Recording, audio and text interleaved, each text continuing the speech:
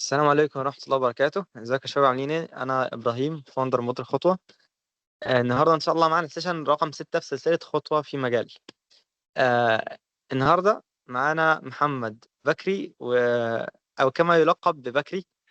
وبكري يعني من الناس اللي معروفة قوي إن هو شخص فاهم جدا في مجال السوفت وير والهاردوير، والهاردوير تحديدا، واللي هو يعني بما إنه صاحبي يعني كده كده، فأنا أعرف إن هو دايما ممكن يكون بيجرب حاجات دايما، طول ما هو قاعد دايما بيقعد يدعبس، دايما يجرب أنظمة، دايما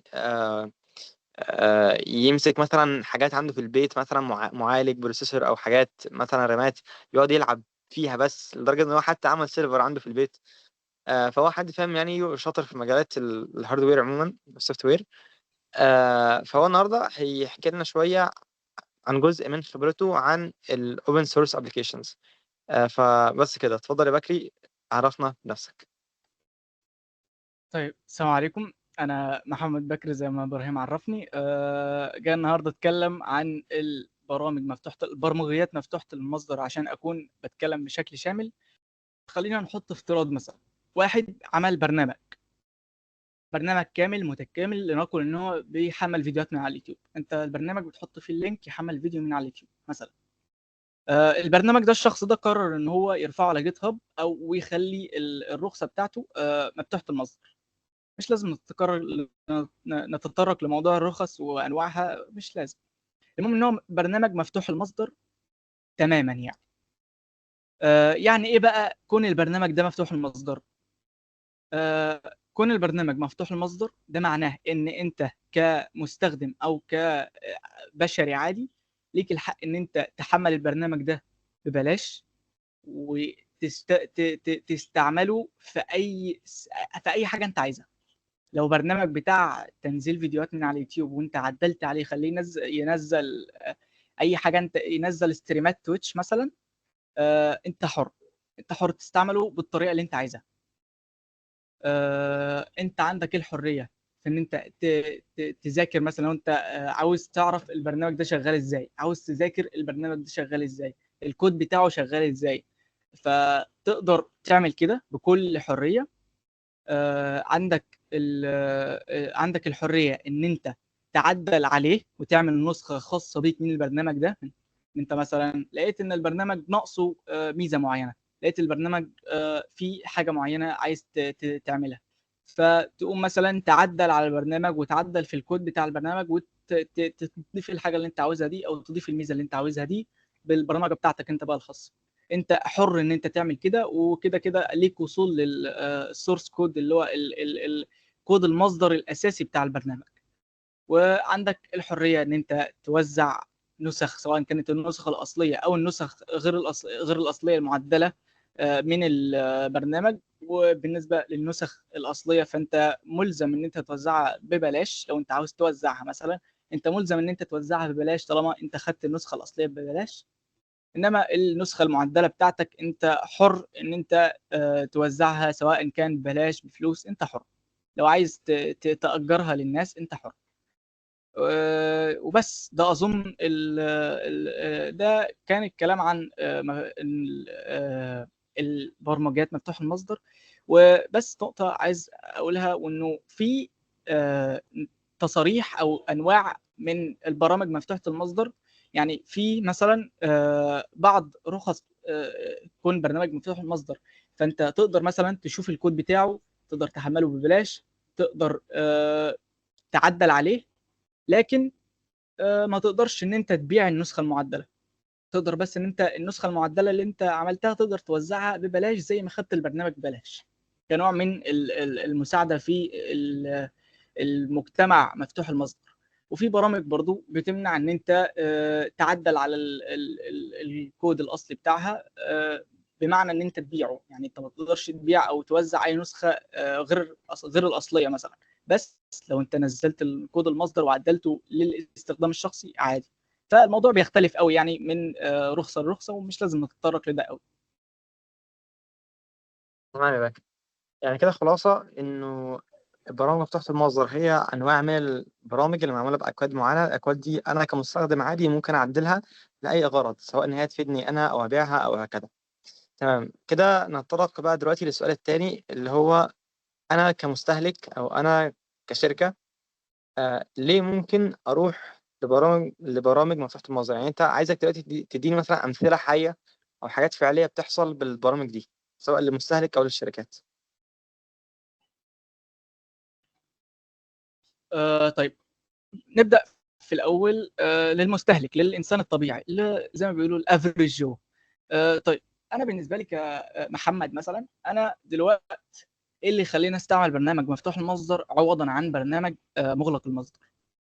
اولا ممكن ناس ممكن ما تتفقش معايا في الموضوع ده، لكن انا كمحمد انا واحد بقدر الخصوصيه، وبقدر الخصوصيه قوي. ما بحبش ان انا يبقى في معلومات عني في مع الشركه، او حد يبقى معاه معلومات عني سواء كانت شركه او شخص او ايا كان.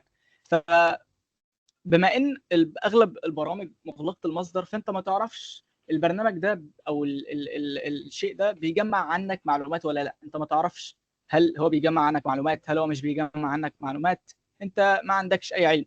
لكن البرامج مفتوحه المصدر بما ان الكود بتاعها مفتوح للجميع، واي حد يقدر يخش يبص يراجع الكود بتاع البرنامج كله، فان حد يحط برنامج تجسس او ان حد يحط كود تجسس هيلاقي ان المجتمع بتاع المبرمجين، والمجتمع بتاع الناس المهتمه بالبرامج مفتوحه المصدر هيقفشوا على طول. هتلاقي ان مفيش عامه، مفيش في البرامج في المجتمع بتاع البرامج مفتوحه المصدر اصلا مفيش برامج خبيثه، مفيش برامج تجسس، مفيش برنامج تلاقيه بيعمل لك حاجه وفي نفس الوقت بيتجسس عليك. لانه لو حاول حتى ان هو يحط كود خبيث او انه يحط حاجه تتجسس عليك، هيلاقي ان البرنامج بتاعه حد بلغ عنه، حد بس راح طلع مثلا مشهور عمل فيديو ان البرنامج ده نزل في الابديت الجديد حط كود خبيث، كود بيتجسس عليك وما الى ذلك. فبتلاقي ان في امن اكتر من البرامج مغلقه المصدر، لانك ما تعرفش البرنامج جواه ايه، انت ما تعرفش البرنامج بيجمع عنك معلومات قد ايه. ودي حاجه انا كبكري انا بقدرها اكتر من اي حاجه بصراحه. طيب تاني حاجه، البرامج مفتوحه المصدر مجانيه بشكل تام، ودي ميزه بالنسبه لي ممكن تفيد الشخص الانديفيدوال الطبيعي الانسان. لانه ما اظنش ان في حد هيكون عاوز انه يدفع مثلا فلوس، واوقات بتوصل لمبالغ يعني غريبه ومبالغ كبيره بطريقه مش احسن حاجه، في ان هو مثلا يدفع فلوس كتيره قوي في برنامج او في وسيله اداه. ما اظنش ان في حد بيبقى فرحان وهو بيدفع مبلغ كبير مثلا في برامج ادوي، او يبقى حد بيدفع مبلغ في مثلا اشتراك لحاجه معينه يعني، وما الى ذلك. يعني ما فيش حد يبقى فرحان وهو بيدفع الفلوس دي يعني. آه، نقطه تانية وهي ان البرامج مفتوحه المصدر، وخصوصا بالنسبه للاشخاص اللي زي ما انت ما وصفت، ان انا بحب ادعبس، بحب ان انا آه، انخرب في الحاجه زي ما بيقولوا، وان انا اطلع اللي جواها كله. فالبرامج مفتوحه المصدر انت تقدر تعمل فيها كل اللي انت عايزه ببساطه. انت نزلت البرنامج، انت عاوز تعدل في الكود بتاعه وتبوظ البرنامج نفسه، انت حر، ما حدش هيقول لك حاجه طالما انت بتعمل ده على جهازك الشخصي. مش ان انت مثلا في ال في ال في النسخه اللي انت تقدر تحملها من عند تروح عامل كده، يعني انه اولا مش محدش هيرضى يعني. المهم، فانت تقدر ان انت تهكر البرنامج اللي انت محمله باي طريقه انت عايزها، ومش هتواجه اي اجراءات قانونيه ضدك يعني، لانه ده هيحصل لك لو عملت كده في برنامج مغلق المصدر. البرامج مفتوحه المصدر هي زي ما بقول قابله للتهكير، انت عاوز تعدل، عاوز تعمل فيها اي حاجه انت حر. وده مهم للمستخدم اللي هو بيحب يدعبس، المستخدم اللي بيحب يبقى متملك في كل حاجه من الاداه بتاعته او البرنامج اللي هو بيستعمله. اظن ان ده كان كل اللي اقدر اقوله في ليه انت كمستخدم ممكن تستعمل برنامج مفتوح المصدر. طيب نرجع نشوف بقى كشركه. اتفضل. اتفضل اتفضل. طيب نشوف لنقل انا كشركه ليه استعمل برنامج مفتوح المصدر، ليه استعمل برنامج مجاني في الشركه عندي. اولا انت كشركه هتكلف عن يعني هتشيل عبء التكاليف بتاع البرامج المغلقه المصدر من ناحيه اشتراكات وفلوس وما الى ذلك. هتشيل العبء بتاع التكاليف دي اولا عن شركتك. ثانيا الشركات اوقات الادوات اللي بيتم توفيرها للشركات والانظمه، مثلا نقول ويندوز كنظام، بالنسبه لشركه مثلا نقول ان هي عايزه تعمل سيرفر او ان هي عايزه مثلا تستضيف الموقع بتاعها من الشركه نفسها، مش هتستعمل حاجه بره يعني. فبالنسبه للشركه، هل احسن لها ان هي تستعمل حاجه زي ويندوز؟ ويندوز فيه نسخه للسيرفرات، في نسخ من ويندوز معموله للسيرفرات. طيب هل انا كشركه استعمل برنامج نظام مثلا نظام مغلق المصدر ولا نظام مفتوح المصدر؟ اولا الويندوز بفلوس. ثانيا انا كشركه ممكن احتاج ان انا اعدل على النظام او اعدل على حاجه في النظام، بحيث انه مثلا انا عايز السيرفرات تشتغل بطريقه معينه، او انا عايز السيرفرات مثلا ما تستهلكش. لنقل مثلا ان في ميزه معينه جايه في الويندوز مفعله، او جايه في الويندوز سيرفر مثلا، هي بتيجي ما تقدرش تعدلها لانه مغلق المصدر. طيب انت دلوقتي ايه اللي انت تقدر تعمله؟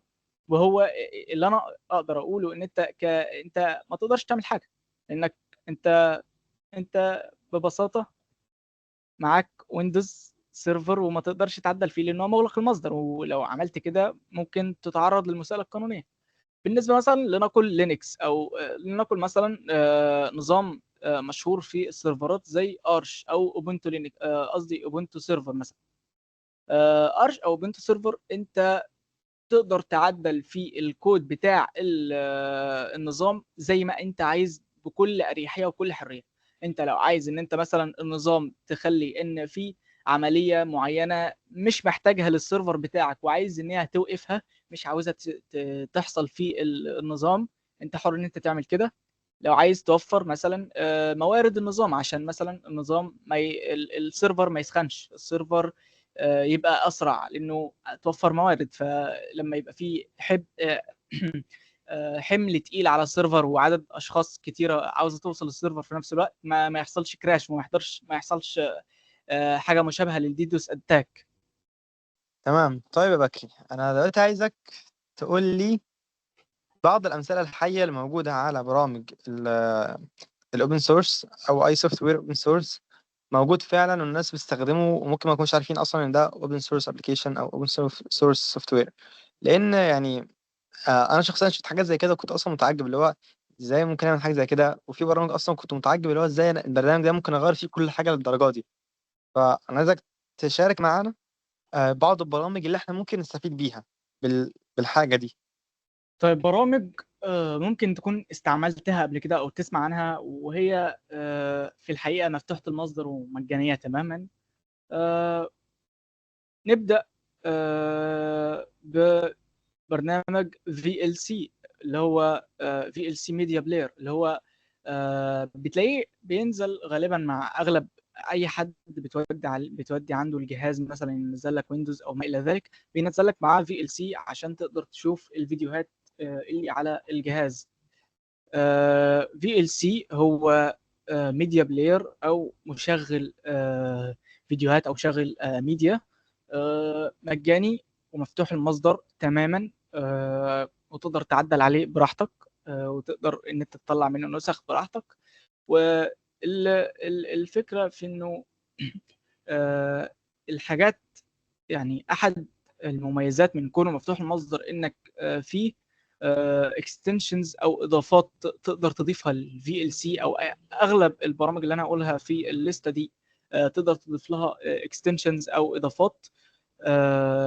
كون البرنامج مفتوح المصدر مخلي ان عدد الاضافات دي يعني يعني امكانيات الاضافات دي غير محدوده، لانه ببساطه الكود بتاع البرنامج كله في ايد المبرمج بتاع الاضافه، فعنده الحريه الكامله ان هو يسجل اللي هو عايزه، او ان هو اقصد ان هو يعدل اللي هو عايزه ويضيف اللي هو عاوزه.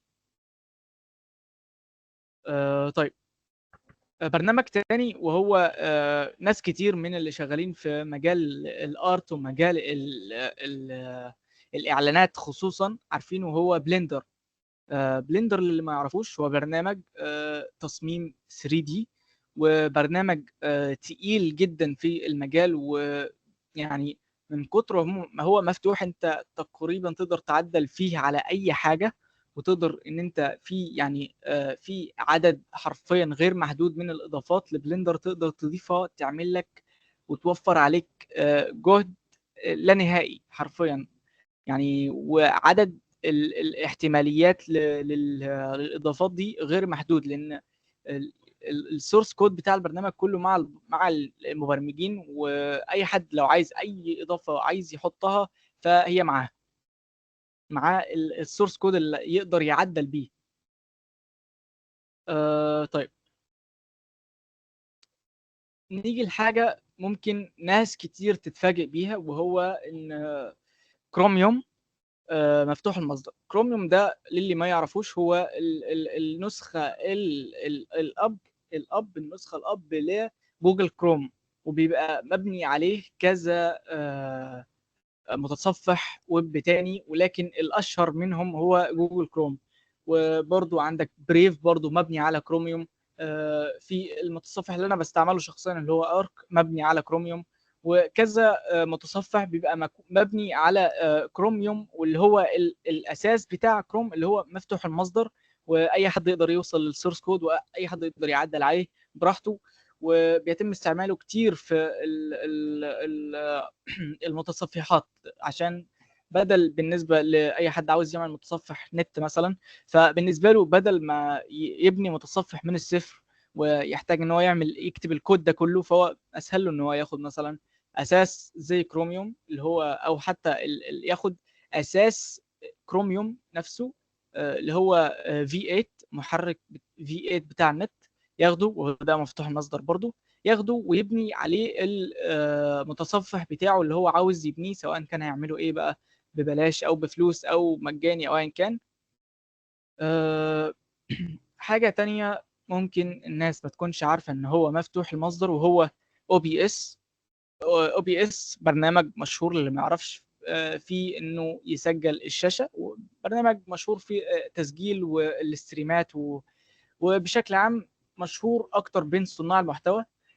لو عايز مثلا ان صانع المحتوى ده لنقل ان هو عاوز يسجل الكاميرا بتاعته ويسجل الشاشه وهو بيلعب مثلا لنقل ستريمر جيمنج مثلا، فبيستعمل او بي اس، وكلهم بيستعملوا او بي اس في ان هم يعملوا كده، لانه مفتوح تماما وتقدر تعدل فيه براحتك. وفي زي ما قلت احد مميزات البرامج دي كلها انك في عدد اضافات لا نهائي يعتبر هيفيدك في ان انت تعمل الاحتياجات اللي ممكن ما تكونش عند اي حد تاني. لنقل مثلا ستريمر عاوز ان هو يعمل مثلا اضافه تخلي فيه مثلا اول ما حد يعمل دونيشن مثلا يطلع رساله فيها اسم الشخص ده مثلا، وفيها بقى ديزاين خاص بالستريمر نفسه. طيب، دي عشان يعملها ممكن يتجه لان هو مثلا يستعمل او بي اس، ويستعمل مبرمج مثلا يوظف مبرمج ان هو يبرمج له الموضوع ده. وكل ده يعني هيكون اصلا ممكن ان هو يبرمج له برنامج او اكستنشن لاو بي اس تخلي ان هو مثلا لما حد يعمل دونيشن يظهر على الشاشه. ده كله هيكون متاح بسبب ان او بي اس مفتوح المصدر، وان الكود الاساسي بتاع او بي اس موجود للكل، فالمبرمج يقدر يوصل للكود الاساسي بتاع او بي اس عشان يعرف يتواصل ازاي مع البرنامج، ومثلا يشوف بقى الاي بي ايز الثانيه اللي هو يحتاجها في ان هو يعمل الاكستنشن دي، ويطلع الاكستنشن بالنسبه للستريمر لنقل ان هو ما عندوش اي علم بالبرمجه، هيضيف الاكستنشن ويدوس على زرار هيشغل الاكستنشن وبس، مش هيعمل اي حاجه تاني عشان يضيف الميزه دي عنده. ودي حاجه بالنسبه لايا كان الشخص او ايا كانت الشركه، فدي حاجه مريحه، يعني حاجه مش هيضطر ان هو يعمل اي حاجه عشان مثلا يضيف ميزه تعجب الجمهور. برنامج تاني ممكن نتكلم عنه هو كريتا. برنامج كريتا ممكن ما يكونش مشهور قوي لانه برنامج متخصص قوي في والتخصص بتاعه ما اظنش ان هو في ناس كتير تعرف عنه. برنامج كريتا برنامج مشهور في الرسم. في لو انت عايز ترسم رسمه، ترسم ديجيتال ارت بشكل عام، فكريتا برنامج قوي وانا استعملته شخصيا. برنامج قوي جدا في الديجيتال ارت، و يعني برضو كونه مجاني فبيسمح ان هو الناس كلها تقدر توصل له، وانه كمان يقدر اي حد يعدل عليه، مثلا يضيف اي برش جديده او اي حاجه هو عاوز يضيفها، خصوصا مع الفنانين، لان الموضوع ده الفنان ممكن تكون اداه الرسم، سواء اللي هو كريتا مثلا او ايا كان البرنامج اللي بيرسم من عليه، ممكن ما يكونش مديله الحريه الكافيه ان هو يعمل مثلا برش خاصه بيه، او ان هو يضيف حاجه على البرنامج هتساعده هو في اسلوب الفن بتاع الفنان ده مثلا. بالنسبه لكريتا فالموضوع هو البرنامج مجاني تماما، فانت تقدر تعمل اللي انت عايزه، عاوز تضيف حاجه تخلي ان البرنامج يعمل يساعد مثلا في طريقه الرسم بتاع الفنان ده، فانت تقدر تعملها. فده بيخلي الموضوع يعني كريتا بيخليه مشهور الى حد ما بين الفنانين. واخر برنامج معانا او قبل الاخير النهارده وهو فري داونلود مانجر. فري داونلود مانجر للي ما يعرفوش فهو بديل قوي، ويعني برجحه لاي حد، لبرنامج انترنت داونلود مانجر اي دي ام، لو اللي هو بتنزل من عليه البرامج من على النت، واللي هو عند اغلب البشر وعند اغلبنا كراك. انا بصراحه ما بستعملش اي دي ام، بستعمل فري داونلود مانجر. وبصراحه فري داونلود مانجر بجد، مهما يعني ايا كان الشخص اللي هيسالني فهقول له استعمل فري داونلود مانجر احسن من اي دي ام. واي حد هرشحه بده لعده اسباب. اولا اغلب الناس بتستعمل النسخه الكراك، يعني بعيدا عن كونه بالنسبه لي غير اخلاقي الى حد ما، لكن في نفس الوقت فهو فيه عده مشاكل، ان ممكن نسخه تبوظ او ممكن يحصل مشكله في الكراك فتلاقي ان البرنامج وقف ومش عارف تنزل حاجه. فري داونلود مانجر مجاني فمش هيحصل معاك كده ابدا. وكمان ففيه مميزات كمان في فري داونلود مانجر بتطغى على انترنت داونلود مانجر. يعني مثلا انك تقدر تحمل ملفات التورنت، دي ما تقدرش تعملها في انترنت داونلود مانجر، ودي يعني ميزه ناقصه في انترنت داونلود مانجر بجد. يعني بتفيد، يعني بتفيد بغباء بصراحه في فري داونلود مانجر. وبرنامج اخير وليس اخرا وهو ليبر اوفيس. وليبر اوفيس هو تقريبا ممكن يكون اهم برنامج هتكلم عنه النهارده. وهو برنامج ليبر اوفيس هو الاوفيس سوت كامل، اللي هو لو تعرف مثلا اللي هو مايكروسوفت اوفيس، اللي هو وورد، اكسل، وباقي الحاجات دي كلها ما عنديش تعمق قوي في الحاجات دي. البرامج دي كلها موجوده في برنامج واحد اسمه ليبر اوفيس، مفتوح المصدر وتقدر تستعمله براحتك، وفي نفس المميزات اللي انا قلتها في البرامج اللي فاتت كلها. وانا بستعمله شخصيا عوضا عن نسخ المايكروسوفت اوفيس الكراك، لانه بصراحه ما بتدومش ومش مريحه قوي في الاستعمال عن ليبر اوفيس. على الرغم من ان ليبر اوفيس ممكن يحتاج وقت شويه في التعلم، لانه هتلاقيه غريب شويه ومش بنفس المنظر الجميل بتاع وورد او اكسل او ايا كان، لكن هو بالنسبه لي بيؤدي الغرض وبيخدم الهدف الاسمى بتاعي انا كبكري، هو اني اكون بستعمل حاجه مجانيه اقدر اعدل عليها براحتي، وما اكونش مقيد سواء كان اشتراك، ما اكونش مقيد بشكل عام في الاداه اللي انا بستعملها. طيب قعدنا نتكلم، يعني اتكلمنا عن اظن انت ممكن تخش بقى تسأل السؤال بتاع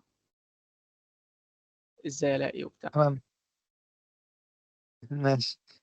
طيب هو بما إن كده كده الأسئلة موجودة في القائمة يعني، فالسؤال التالي هو طيب أنا كمستخدم عادي، بصراحة أنا عندي سؤال بصراحة يعني. أنا أعرف إن الهاكينج ليه أنواع كتير. أنت اتكلمت في نقطة واحدة وهي نقطة إن أنا أحط كود يبقى في مثلا كود مش يعني كود أصلا في نوع من الهاكينج أو هكذا. ولكن انا حاسس الموضوع برضو لحد ما ممكن يكون في بعض النسخ ان اصلا فيها برضو حاجات زي كده، لان احنا ممكن نسمع كتير قوي مثلا عن برامج. آه انا ما اعرفش بصراحه الفرق ما بينهم، ولكن نسمع كتير جدا عن برامج مثلا كراك او برامج بشكل عام. البرامج دي مثلا لما انت تحملها يبقى فيها فيروس او فيها حاجه. فانا عايز اعرف هل الاوبن سورس ابلكيشنز فيها امكانيه للحاجات دي ولا لا تماما؟ طيب، زي ما قلنا البرامج الاوبن سورس، اي حد ليه حريه في التعديل، واي حد يقدر ان هو يعدل على البرنامج براحته ويعيد توزيع البرنامج براحته. بس عشان افهم، التعديل لما شخص مثلا يعدل على برنامج، مش بيحصل على البرنامج الاساسي اللي هو نزل منه. مثلا ممكن هو نزل من جيت هاب البرنامج مثلا، فلما يعدل عليه مش هيتعدل على جيت هاب اللي الناس كلها بتحمل منه، هو بيتعدل على مثلا، هو عدل البرنامج على جهازه الشخصي، وبعد كده بيرفعه على جيت هاب على اساس ان هو نسخه معدله من البرنامج الاصلي. طيب، هل في امكانيه ان الشخص اللي عدل ده يحط اي حاجه خبيثه؟ اكيد. لكن لو قارنت نسبه البرامج الخبيثه في المجتمع مفتوح المصدر بالنسبه للبرامج الخبيثه بره، فهتلاقي ان المجتمع مفتوح المصدر بسبب ان انت ملزم كمبرمج ان انت ترفع الكود بتاعك. مثلا لكل ان انت مثلا عايز تنشر برنامج خبيث، ف هتطرق الموضوع ده شويه. مثلا رفعته على جيت هاب. انا شخصيا بحب اجيب البرامج مفتوحه المصدر اللي انا بحب بستعملها عندي، لان هي بتكون مثلا تم برمجتها من مبرمجين منفردين، اللي هو اندي ديفلوبر، اللي هو شخص واحد هو اللي مبرمج. وبتكون برضو مفيده في كذا حاجه، يعني بتلاقي بتحل مشاكل في حياتك اليوميه ممكن ما حدش قوي يحس بيها. المهم يعني، فمثلا مكان زي جيت هاب، في لكل حساب. مثلا انت عملت حساب دلوقتي على جيت هاب، فبيبقى في حاجه زي السكور، زي التقييم ليك انت كمبرمج للبرامج اللي انت عملتها مثلا ورفعتها، فبيبقى في زي تقييم ليك. فبما ان اغلب اللي على الموقع مبرمجين، فلو حد شاف انه مثلا انت عملت برنامج فيه حاجه خبيثه، فهتلاقي ان الرد هيكون بانه مثلا يحصل حاجه زي داون فوت مثلا. هو بتكلم بشكل مثالي، يعني مش ده اللي بيحصل بالظبط، لكن بتلاقي ان في حاجه زي ريبورتات او داون فوت بيحصل للبرنامج اللي انت عامله ده، فبيقلل بالتالي من النقاط بتاعتك على جيت هاب. فتلاقي ان مثلا لو حد دخل شاف على حساب المبرمج بتاعك، يلاقي ان انت عملت برنامج خبيث قبل كده، عملت كذا خبيث قبل كده. وتلاقي مثلا حتى البرامج الخبيثه بتلاقي ان هو في كومنتات او في يعني ريبورتات على البرامج، فتلاقي ان انت اصلا لو حد حاول انه يعمل برنامج خبيث مش هيعرف ان هو يوصل للناس، بسبب الفكره بتاعت الريبورتات وفكره البوينتس اللي في الاكونتات دي. طيب يا بكري. هو النقطه بس عايز اقولها لك، ما تقولش لينكس، قول مثلا انت ذكرت مثلا قبل كده لينكس، ممكن تعرفنا عليه، فاهم؟ ما تقعدش تتكلم عليه قوي يعني، فاهم؟ ماشي ماشي ماشي. طيب دلوقتي أنا عايز أسألك سؤال مهم، وهو سؤال التالي في القائمة بالمناسبة يعني، وهو دلوقتي أنا كمستخدم عادي إزاي أقدر ألاقي برامج مفتوحة المصدر كويسة، وإزاي أقدر يعني إزاي أقدر أوصل أصلا للبرامج دي، أو إزاي أصلا أقدر أوصل لبديل عن برامج مغلقة المصدر اللي ممكن تكون مدفوعة، أو ممكن تكون مثلا برضو فيها مشاكل تخص السكيورتي أو أيا كان بقى. إزاي ممكن ألاقي لها يعني بدائل لبرامج تانية مفتوحة المصدر؟ تمام. طيب، انا شخصيا انا بحب افضل في طريقتين بحب افضلهم في ان انا الاقي برامج مفتوحه المصدر انا عاوزها. اول طريقه، وهي اني مثلا نقل، يعني احب ان انا اعمل ده كمثال، فهعمل شير سكرين.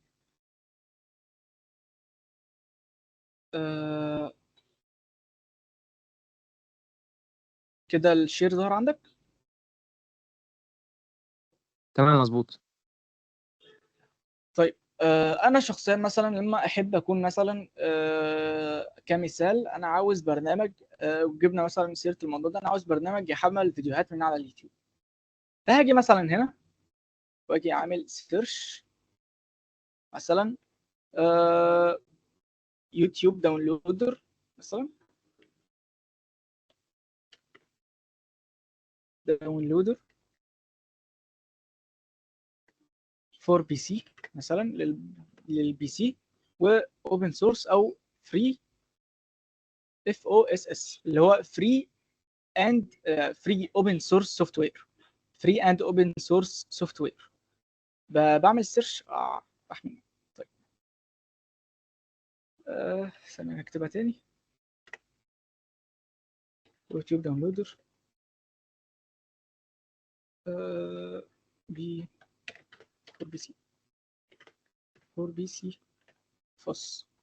طيب لما انا اعمل سيرش هلاقي انه اول حاجه ظهرت لي من على جيت هاب. يعني هتلاقي اغلب المبرمجين، لو حد بيشوف الفيديو ده مبرمج، فاغلبكم عارفين جيت هاب، معروف جدا في انه المبرمجين بيرفعوا عليه الكود بتاعهم عشان يقدروا يشيروا مع الناس وما الى ذلك. وهلاقي مع جيت هاب في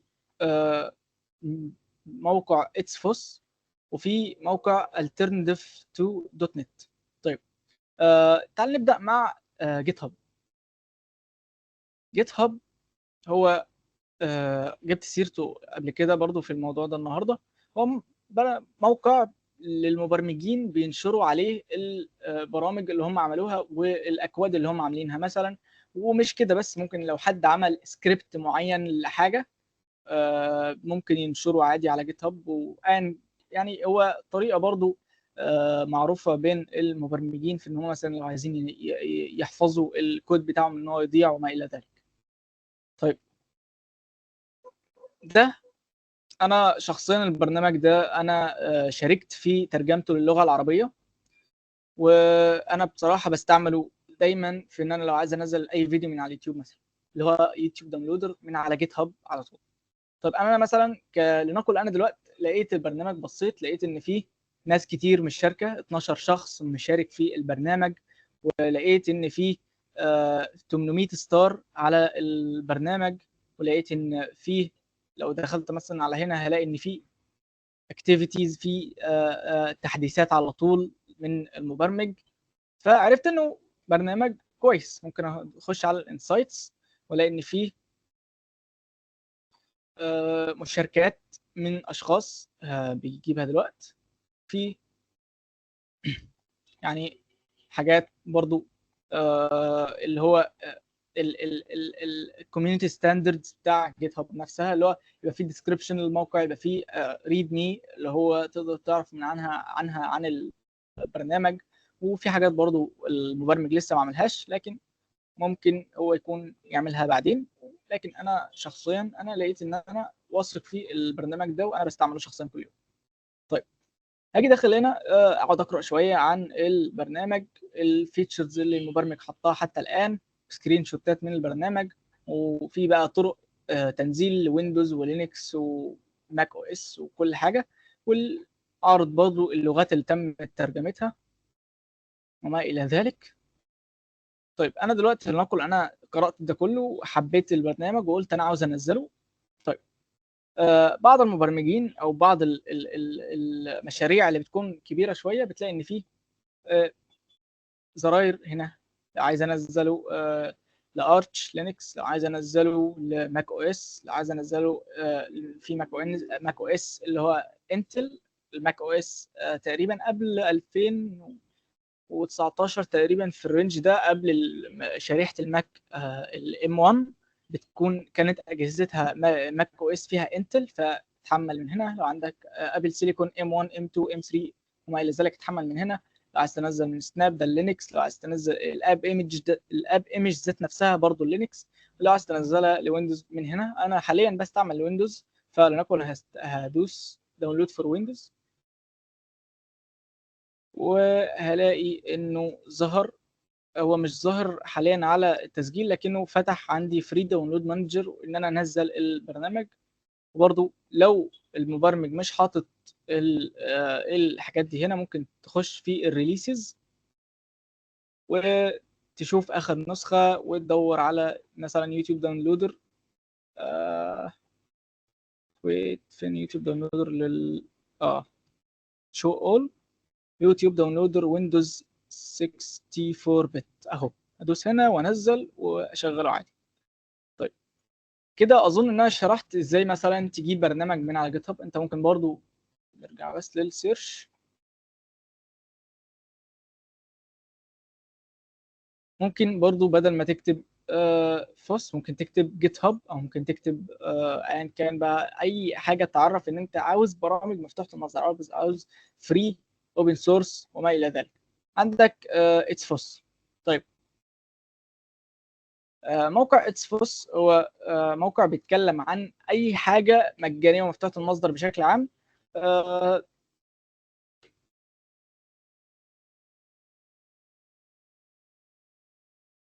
هنا دي مقاله بتتكلم عن برنامج اسمه تيوب كونفرتر، بتتكلم عنه بقى المميزات والعيوب وما الى ذلك. وتقدر ان انت تجيب تحمل البرنامج من على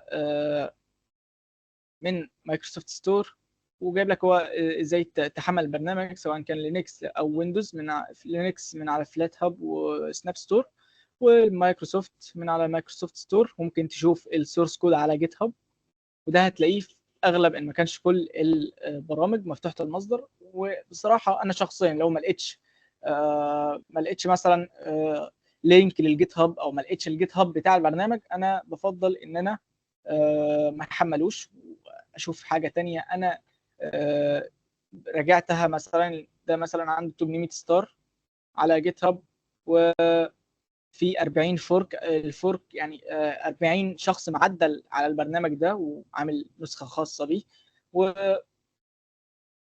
بشكل عام برنامج شكله حلو وشكله كويس، وحاطط الوظائف بتاع البرنامج وطرق التنزيل. ولو عايز تتكلم مع تقريبا لو عايز تتكلم مع المبرمج او عامل شات للمستخدمين اظن، وسكرين شوتس للبرنامج ده على جنوم، وفي للويندوز ده من الويندوز وما الى ذلك.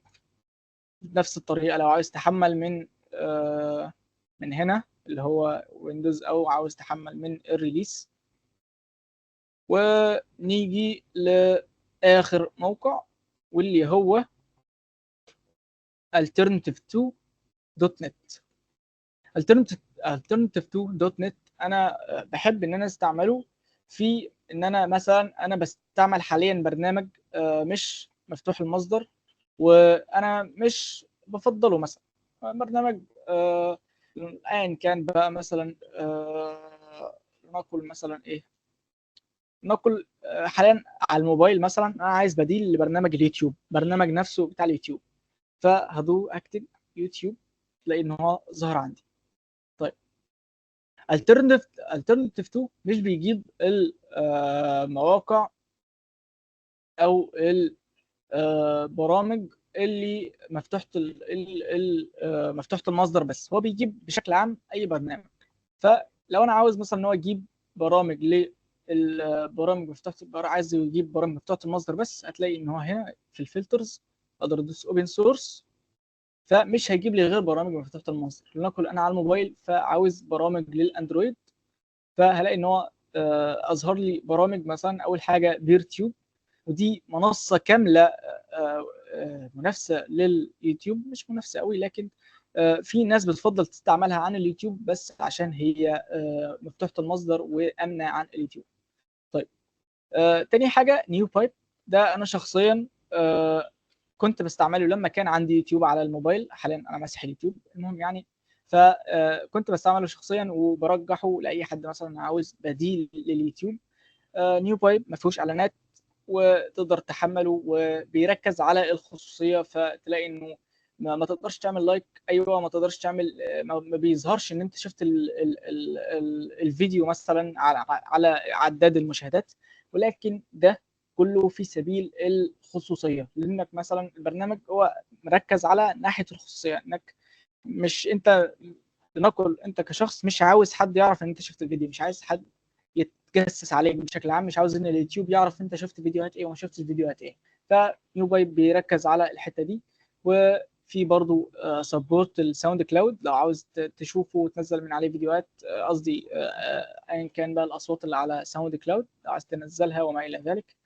فلو كنت مثلا انت لقيت البرنامج بتاع نيو بايب ده وعايز تنزله، فدوس learn more about new pipe وهكذا. هتيجي بقى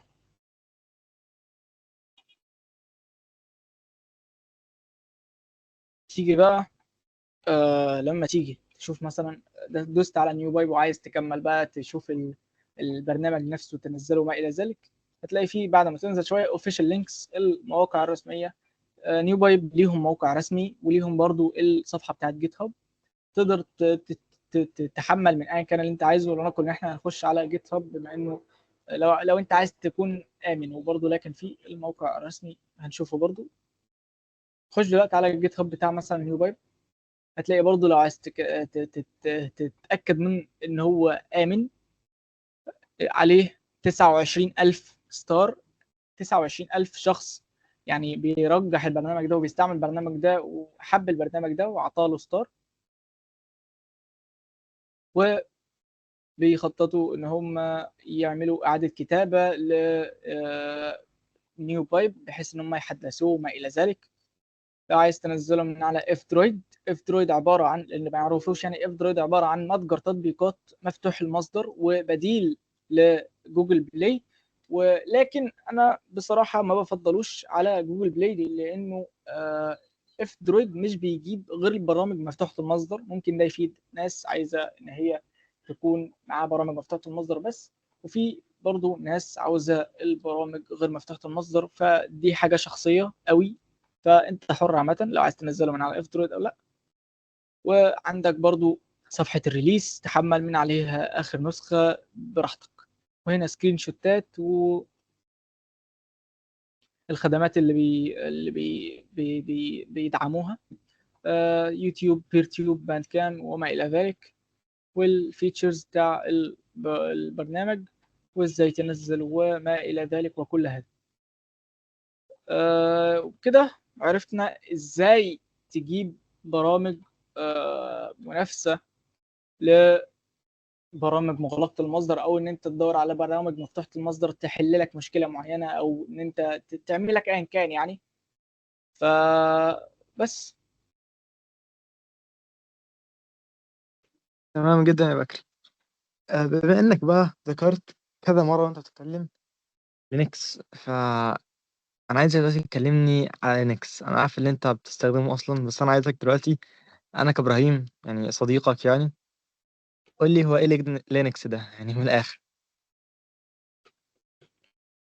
طيب، بشكل عام يعني نسخة مختصرة جدا عن لينكس.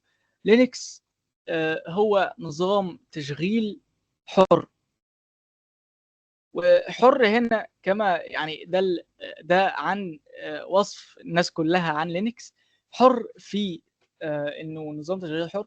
حر هنا بمعنى حرية، مش بمعنى كونه مجاني.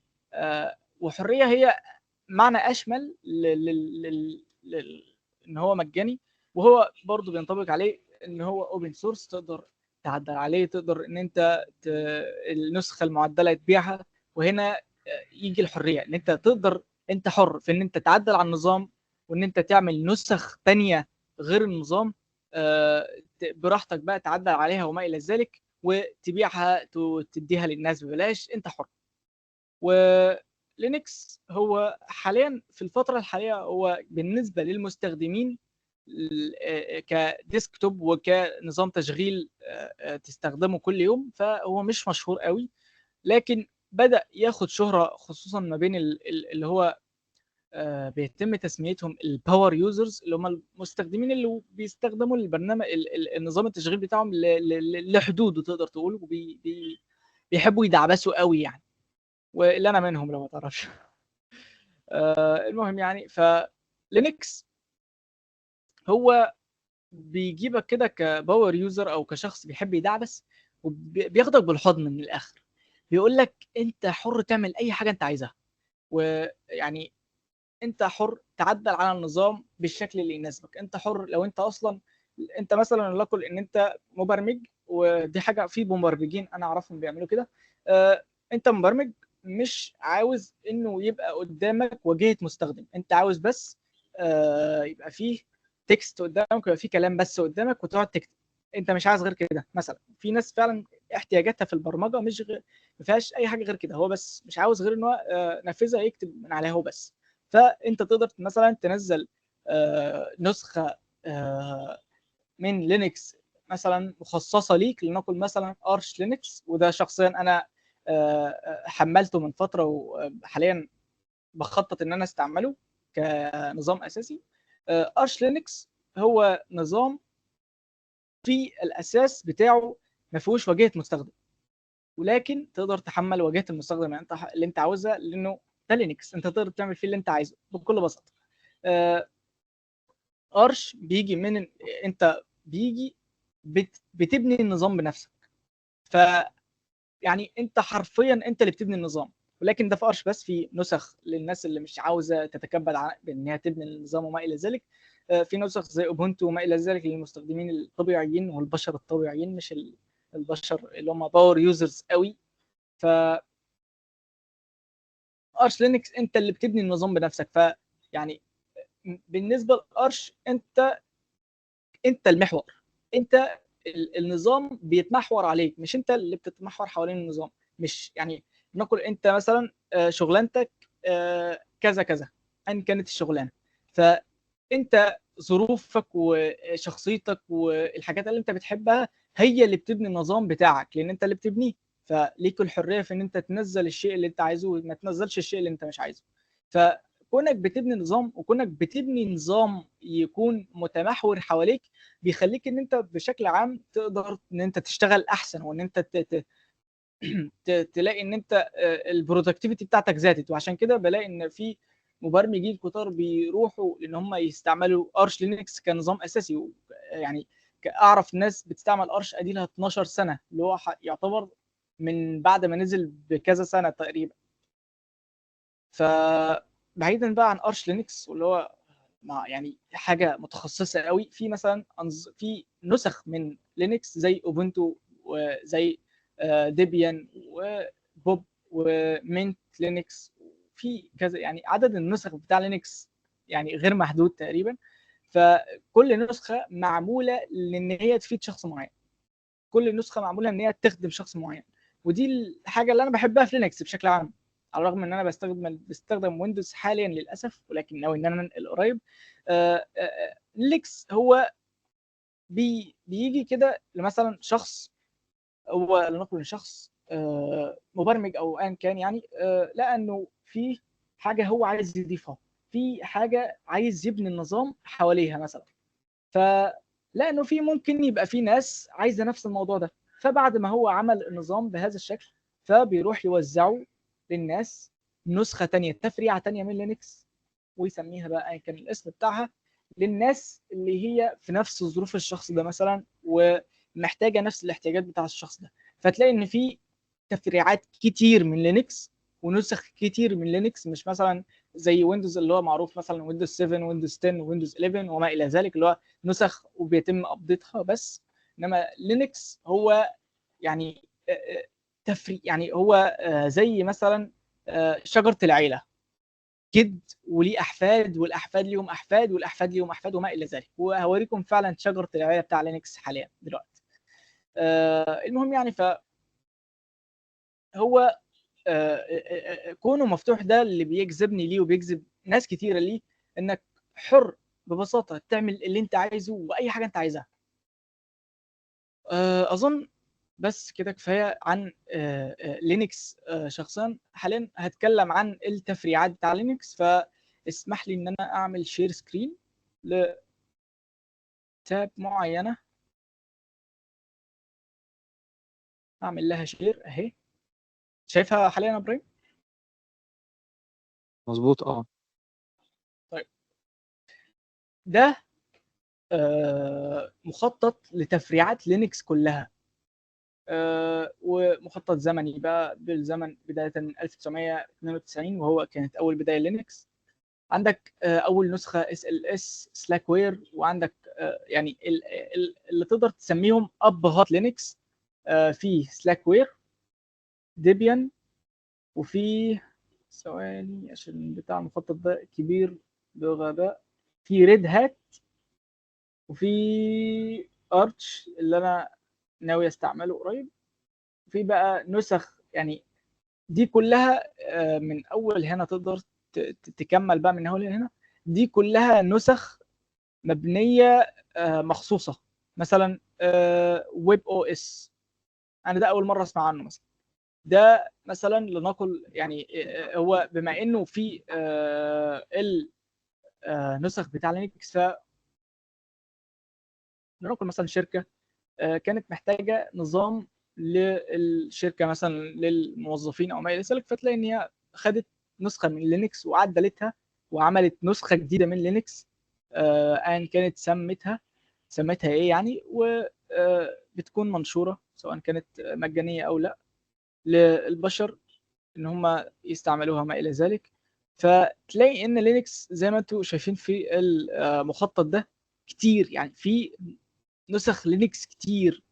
في برضو سوسي، ده اوبن سوسي معروف للناس اللي هي بتحب قوي ان هي النظام تعمل له، يعني بتحب نظام ستيبل ونظام ثابت قوي، مش ما فيهوش تغييرات كتير وما الى ذلك.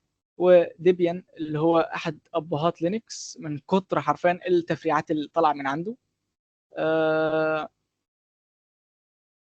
في سلاكوير، ده برضو معروف في ان هو احد نسخ لينكس. يعني زي ما انتم شايفين من المخطط، انا يعني مستحيل ان انا احكي لكم عن البرامج كلها النسخ كلها بتاعت لينكس. وده المخطط كامل لحد 2024، حتى الان في 2024 ما فيش اي نسخه جديده ظهرت. بس دي خريطه مبسطه لعدد النسخ اللي طالعه من لينكس يعني. ده بس انا عاملها عشان بس تتخيلوا عدد النسخ اللي موجوده من لينكس وعدد الاستعمالات اللي ممكن تستعملها من لينكس. طيب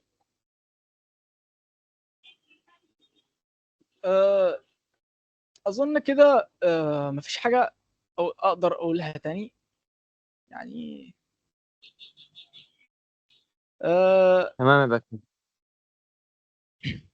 عندك القناه حاجة تقولها؟ الختاميه بتاع اي حاجه. عندك حاجة تقولها؟ في طيب حاجة عايز تقولها؟ لاي حد بس يعني رساله او ختاميه ايا كان عايز تسميها ايه، لاي حد عاوز ان هو يخش في الاوبن سورس كوميونتي. اول حاجه يعني ابعت لي، يعني لو احتجت اي حاجه انا متاح بشكل عام اهو. ممكن تبعت لي على الميل او ايا كان يعني. ممكن المونتير يحط الايميل بتاعي مثلا او اي حاجه، لو اي حد عايز يتواصل معايا يعني، او حتى شبه هحطه ممكن في يعني الديسكريبشن. حطه في ايه. الديسكريبشن ان شاء الله. حطه في الديسكريبشن ان احسن، شاء الله. ماشي ماشي. طيب لو اي حد عايز يتواصل معايا في اي حاجه عن اي سؤال انا متاح. وبرضو نصيحه لاي حد عاوز برضو يخش في الاوبن سورس كوميونتي، فخليك دايما عارف انت حر، وممكن ان انت تعمل مثلا لو انت ما عجبكش مثلا ما عجبكش طريقه عمل برنامج، لو انت عندك القدره عدل عليه، لو انت ما عندكش القدره شوف غيره، لان هتلاقي في غيره كتير، لكن انت اللي ما دورتش كويس. وده درس انا اتعلمته بعد مده، انك يعني لو مش لاقي حل دور اكتر من الاخر، وخصوصا دور في الحاجات الاوبن سورس لانها بتبقى اغلبها اندر جراوند ومش ناس كتير بتبقى عارفه عنها، ولكن بتكون عامله زي الجواهر المدفونه. ويعني برضو تحذير لاي حد عاوز يخش في الكوميونتي ده والمجتمع ده، ان المجتمع ده عباره عن حفره ارنب، ما بتخش ما تعرفش تطلع. فده تحذير، يعني لو انت مكت مش هتعرف تطلع تاني من الدوامه دي، ودي حاجه تسعدني بصراحه. تمام. طيب شكرا جدا لك يا بكري. احنا بس يا شباب عايزين بس نعمل كده سمري سريع، وهو اللي احنا اتكلمنا عن ايه النهارده. احنا الاول بدأنا يعني ايه سوفت وير، الاوبن سورس سوفت وير، او الفري اوبن سورس سوفت وير اللي هو FOSS. وبعدها فكرنا احنا ليه ممكن نستخدم اصلا البرامج مفتوحة المصدر دي، سواء احنا كنا شركة او كنا افراد عاديين، كنا مثلا عايزين نعمل مشروع معين فمحتاجين برنامج مفتوح المصدر ليه. وكمان اتكلمنا ليه اصلا برامج مفتوحة المصدر هي اصلا حاجة يعني افضل من باقي البرامج، لان هي طبعا امن ومجانية وممكن تهكرها وممكن تعدل فيها براحتك، ومريحة جدا في التعديل وهكذا. وكمان هي برامج في فعلا برامج كتير جدا مشهورة مفتوحة المصدر، زي ما بكري قال في داونلود مانجر وبلندر وغيرهم، وزي OBS وهكذا وإلى آخره يعني. وفي الآخر اتكلمنا عن بعض المواقع زي جيت هاب اللي موجود عليه أصلا برامج بالهبل مفتوحة المصدر. وفي الآخر اتكلمنا طبعا عن لينكس اللي هو نظام تشغيل مفتوح المصدر، ونظام يعني جامد جدا وتحفة يعني. وطبعا مع كل التفريعات اللي موجودة فيه اللي هي أصلا لا تعد ولا تحصى ما شاء الله يعني. وبس كده بصراحة يعني أنا مبسوط من السيشن دي، ولو إنها كانت طويلة شوية ولكن فعلا أنا اتبسطت يعني بيها. وحابب أشكرك يا بكري على حضورك. وبس كده يعني. السلام عليكم. سلام.